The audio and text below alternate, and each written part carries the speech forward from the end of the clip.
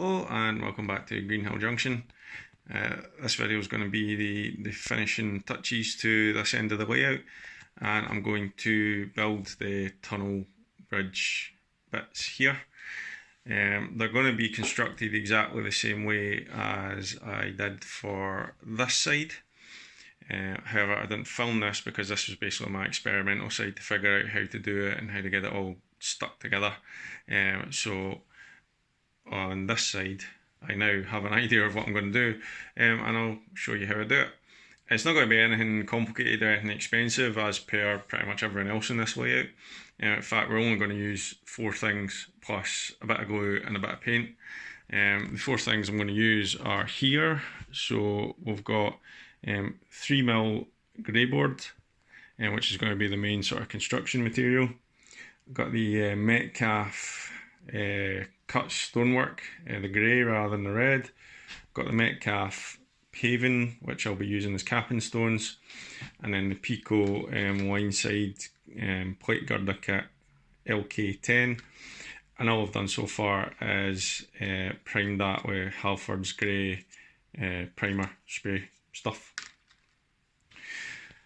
First task I need to do, however, is ballast this track, because for some reason I decided it was a great idea to do all this upper level and not ballast that track, which is going to be a bit of a pain, to be honest, but I'm just going to have to stretch in as far as I can and get the ballasting done. I'm only going to go probably about this far, maybe take in these 2 points, because I'm currently considering changing this junction layout and I don't want to ballast all the way through and then have to rip it all back up. So I'm only going to do enough to allow me to get these bridges done and get this scene finished. Right, the ballasting is done. I've just had to re-stick a bit there because somehow I managed to miss out sticking the middle bit between those tracks. So I'm going to start working on this section, and as you can see I've got quite a curve coming out of there, which creates 2 problems. Clearance on that side and then a curved wall basically on that side. So I've got one of my longest coaches in there, and this wall's going to be straight, but obviously I need to make sure I have clearance for any running stock. So I don't know if you can just about see in there. So where I've got that position just now gives clearance for that coach to get round. And as a marker I have just drawn a pencil mark. Now this is just a scrap bit, this isn't going to be what I use for the wall, but you can see I've put a mark there, so the actual wall cannot be any longer than that to allow clearance for stuff coming around that corner. On the other side, now usually I would just put a bit of A4 grey board in and just have it straight, but then you're going to see that pillar if a straight bit just goes in. In fact, let me find I've got a long straight bit. No, I don't. So for example, if that was just to sit in there, oops, it would just look off and you would see that pillar. So what I've managed to do, certainly with this scrap piece, is I've just randomly scored along the back of it to kind of just break the tension, and then I've been able to bend it ever so slightly. And then my idea is, you can see it's crinkled a bit, that once the brick paper goes on, that'll cover up those crinkles hopefully. And it's generally going to be in the dark, so you probably won't notice so many crinkles. So the plan is to have that curved to connect with that pillar and essentially just end there, and then the curve will finish where my finger is, and that'll be straight across that one for the support, or that's the plan anyway. So I'm going to get on with that side, seeing as that side's still drying, and we'll get the construction kind of done here. So I'll come back in a bit once I've done a wee bit more. Alright, welcome back. So we've got the basic construction in for this side. Yeah, I'll admit straight off, looks a bit lopsided, but there's nothing I can do about that because there's a great big 2x4 in there. So this has had to come out to cover it, and obviously can't get that side out because the track's there. So that's probably the best I'm going to be able to do, to be quite honest. The curved wall worked out quite well. Let me just put the light on so you can see on there. There we go. So even the bigger bit of, what do you call it, grey board, once you scored it on the back, it bent quite nicely, to be honest, into a gentle curve. This isn't stuck together yet, but so we've got the pillar there to kid on that the wall's going to be supporting that, and then there's another bit there, just a short bit, to make it look like that wall's been doubled up again to support the girder. The other thing is this bit is removable, so this isn't going to be stuck into that or that, because if I need that out, that's going to have to come out, so that'll just lift away. In fact, I'll show you. Oh, obviously that'll lift away because that's all been not stuck, so that lifts away like that. And if I just switch hands, come in here and just give that a shove, and it'll come out, which means that'll come out, which means that'll come out. Aye. So yeah, it's rough and ready the now, but once I get the brick paper on, and I'll make sure the brick paper runs so it joins up with that, so that will cover that gap. This will all get stuck together.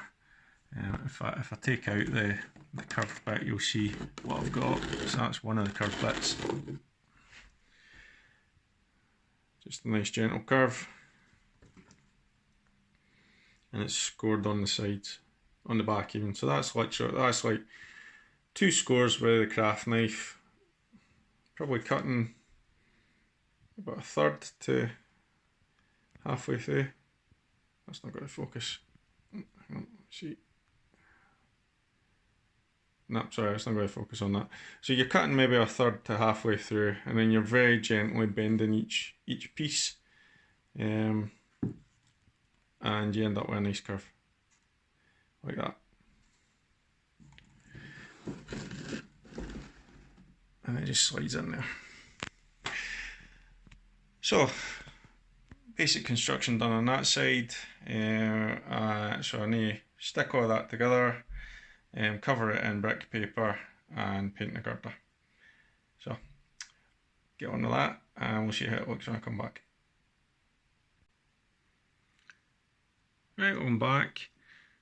So that's this side really moved on. Got all the brick paper on. Curved walls worked out really quite nice along there. What I've done is I've added an extra bit of grey board, so there's a little extra pillar there, to basically make it look like there is a pillar and to break up this long continuous grey wall. And I've done it on this side as well, just there, just to make it look like the girder needed extra support as well. It just adds a little bit of detail in my mind. I've put in these strips, which are actually the ridge tile strips from any Metcalf building kit.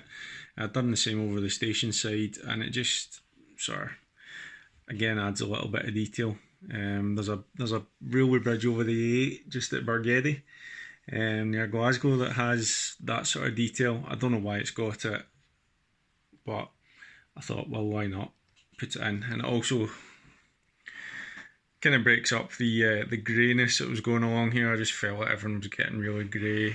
Granted, the girders are going to get painted, but by putting those bits in, it sort of differentiates the bridge construction from the retaining wall. Also with it, I've got the light on just now on the camera, so you can see the incline in the back there. But if I switch off the light, so it becomes a sort of normal view. Oh, wrong button, 2 secs.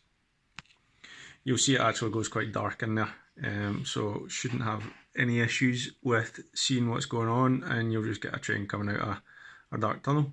It's going to look quite good. Just put the light back on. So I've continued over here, got this wall going on. Girder is going to sit in there.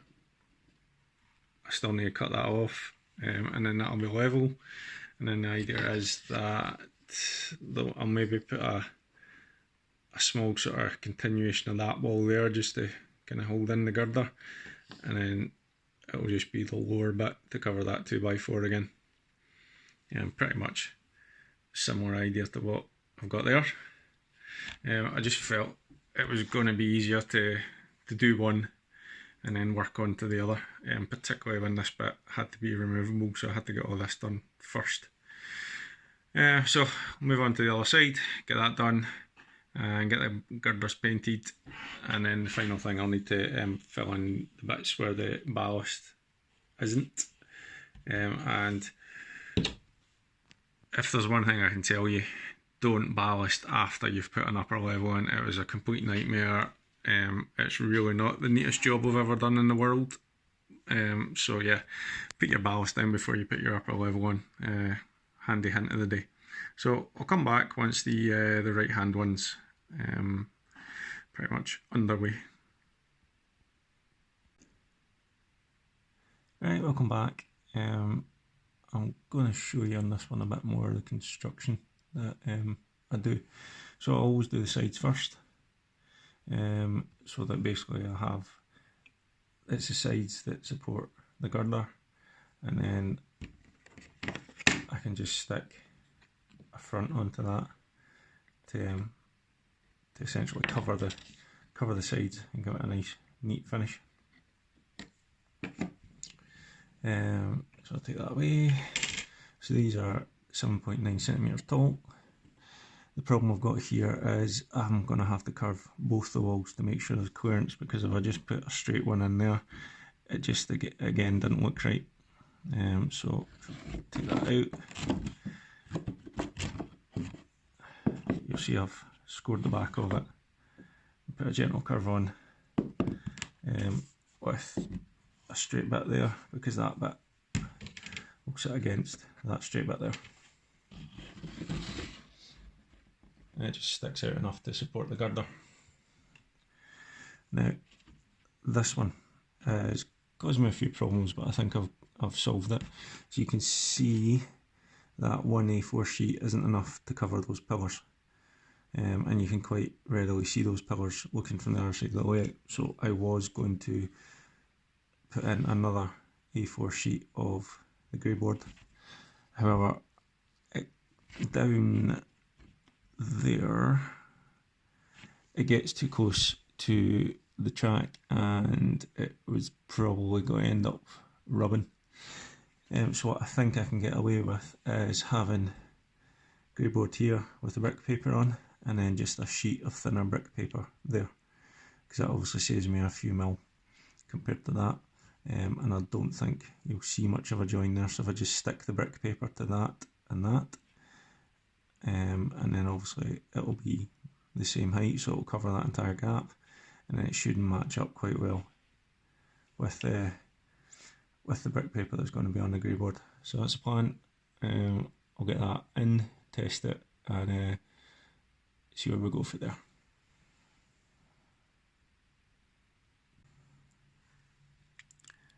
Right, so that is the walls now in with the brick paper on it. As you can see, there is a slight join there where the grey board finishes and the sheet of brick paper begins, but again, I've got the light on, so if I turn the light off,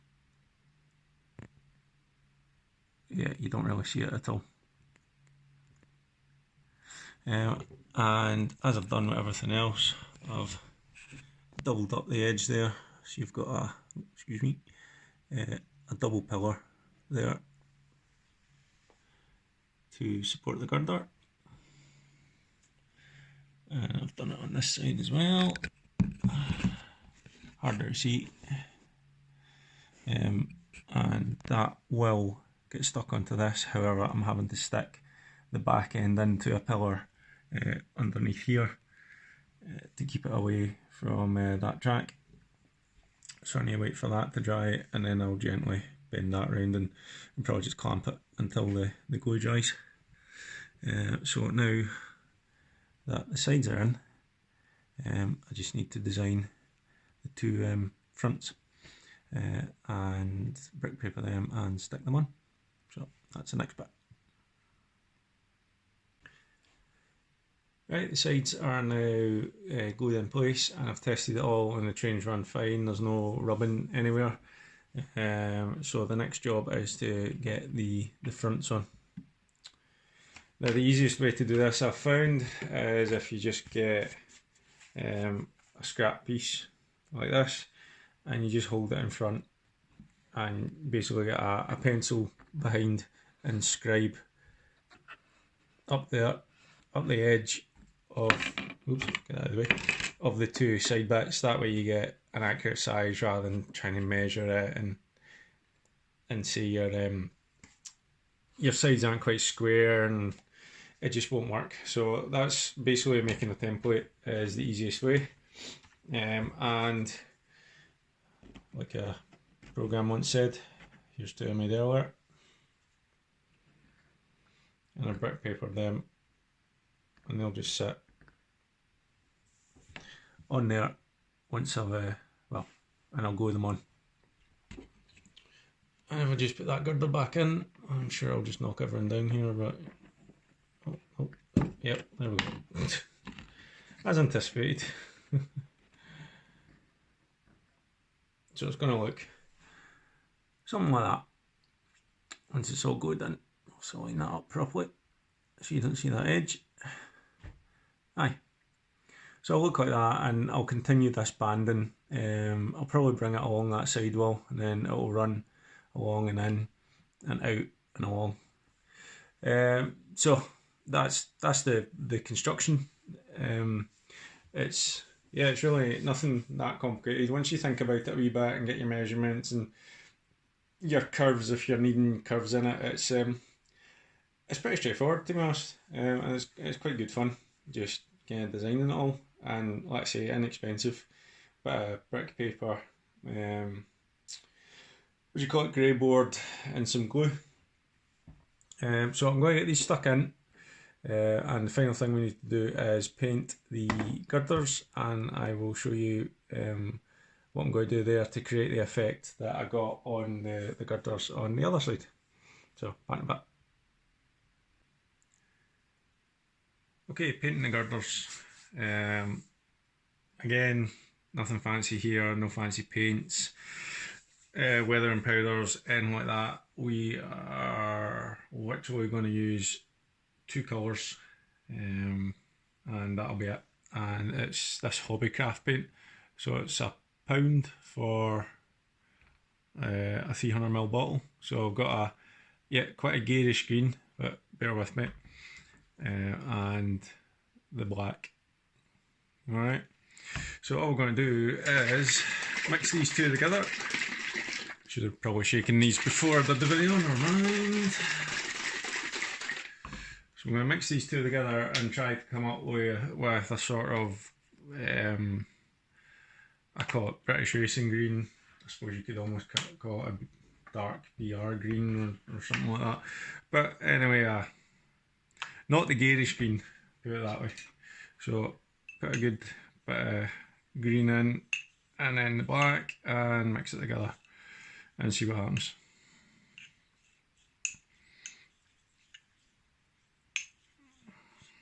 Sure it gets all mixed in. And that is probably a bit darker than I want it. Forgot this black really does tint things, so I'll add some more green. You can see how garish that is. Anyway, it's a beauty of it though. You get it for £1, you think, oh, that doesn't look great, it's not the right colour. Add black or white, changes colour. Right, so that's a colour I'm quite happy with. can't really see it that well on the camera.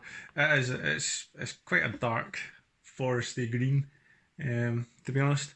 So that's ready. Get these paints out of the way before I hit them and they go everywhere.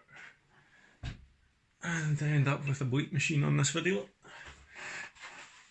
So what I'm going to do is I'm going to kind of dry brush it, but kind of not. I know that sounds daft, but you'll see what I mean. So get a bit of kitchen towel. And the girders, as I said before, they're already primed. They're primed in just Halford's grey primer.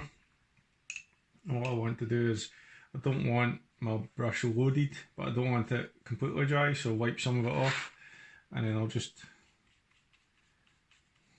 randomly paint it on. And that's maybe not quite enough. And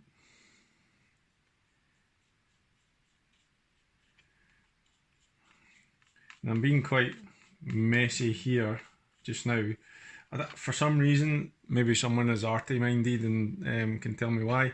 Even though I've primed this, the poster paint doesn't quite go on that neat. So what I do is I tend to put it on and then I'll just do downward strokes like that. And then if it starts gathering on the bottom, just get rid of it and maybe take some off the brush. And I'm just trying to make sure it doesn't build up too much anywhere. Maybe it's just because this is quite watery paint, don't know. If anyone can tell me, please add it in the comments. So I'm just going to work my way along the girder, adding that green colour. Okay, so that's the main painting done on the girders. Took a couple of coats each side to get the paint to basically go on. Don't know why. I don't know if you can see in the camera, it's a bit streaky, but that's fine. It sort of starts the kind of old weathered look, well not weathered I suppose, just old look. You know, I never see the point in really doing it perfect, and then, you know, if you want to add weather and you're then making it imperfect, so you might as well start imperfect. So I quite like the sort of effect I've got going on there. So all I'm going to do now is I'm going to take some black paint and start picking out the rivet detail, and adding a wee bit of kind of black to each square, just to add some weather in or some texture. You don't need much black paint, and I'm not using anything fancy. I'm using the Hobbycraft poster paint as usual. And I've got a little brush and a bit of kitchen towel, and you literally, I mean, you need the paint that's in the top after you've shaken it. So just get paint on your brush, get rid of most of it on the kitchen towel, and then just, I mean, I'm not exactly careful about this, I'll just go for it around the edges to pick out the rivet detail. And if you've not got enough, you can come back to your paper towel and pick up some more paint.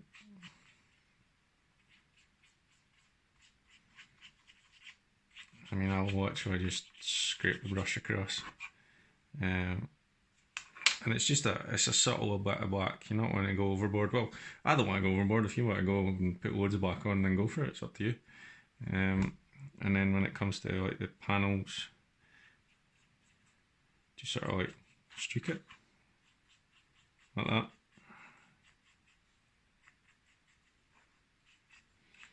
And you'll get some that are more streaked than others, depending on how much paint's on your brush. Again, doesn't really matter, does it?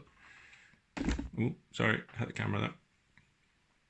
So hopefully you can see that these three now have just a bit of black on. You can see the rivet detail a little bit more, and there's varied streaks going on. So I'm just going to do exactly the same across both sides, and then that's it done. I'll get them back on the actual bridges. I'll do the finishing touches, and then we'll come back to this once basically the project's finished. So get that done, and we'll see the finished item. Okay, back in a bit. And that's us done. So that's the construction complete. You can see the streaking on the girders has come up quite nicely. It is quite sunny today, so I've got natural daylight helping me out here, but it gives you a kind of weathered look. which is really what I was going for. So I've got the banding in place on all the sort of supports, and I did continue it along that wall, as I said, just because it looked quite good just continuing it. I've got it over there as well. A kind of close up of the weathering of that, if you want to call it.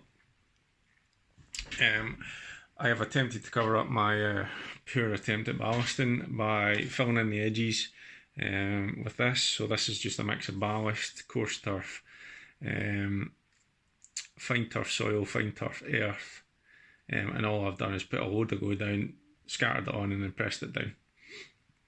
And it's not came out too bad. I mean, yes, you can see where it ends there.